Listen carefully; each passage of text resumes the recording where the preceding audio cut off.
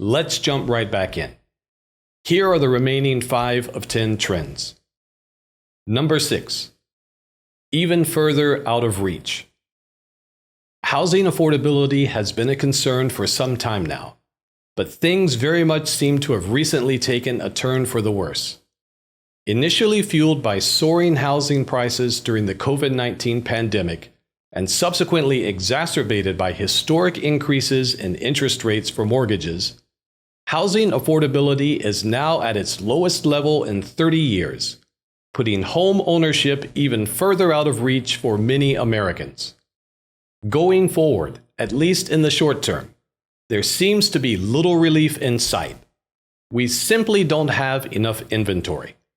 New construction of single-family homes all but fell off a cliff during the Great Recession and still hasn't recovered nearly enough to fill the gap, especially with excessive permitting fees and entitlement costs, restrictive zoning, spiraling construction costs, labor and material shortages, and a lack of available construction financing. Number 7. Portfolio pivot. Recent market shifts are challenging established norms about how CRE portfolios should be built. This includes redefining what constitutes core assets. In particular, downtown office towers and regional shopping malls, traditionally the pillars of CRE portfolios for institutional investors, are facing existential declines in tenant demand and property values. As a result, fund managers are scrambling to identify alternative investment opportunities, increasingly considering a range of property types that were previously viewed as niche.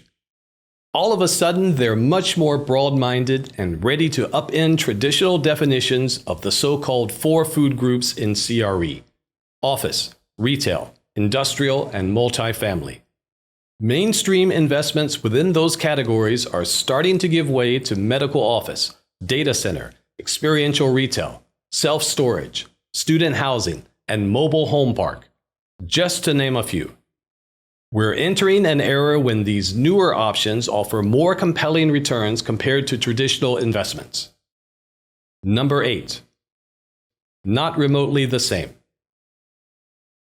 The shift to remote work, brought on by the COVID-19 pandemic, might very well be the single most important trend for property market dynamics in generations. Although changes in the office sector are the most easily recognizable, make no mistake about it. The impact of remote work is widespread across property types, the economy, and demographics. When employees don't have to commute every day, proximity to their workplaces becomes less relevant. For example, more and more homes will be needed in the suburbs and smaller cities going forward.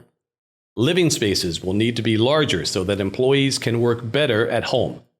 They'll be shopping and eating closer to home, instead of near the offices where they used to work. Downtown hotels will have fewer business travelers and host fewer meetings. Transit systems will need to adapt to lower demand and less revenue given the reduced need for daily commutes. The overall impact on the built environment will be profound and long-lasting. Number 9. Downtowns need to reinvent themselves. Again. A debate is currently underway on the future of downtowns in our gateway cities.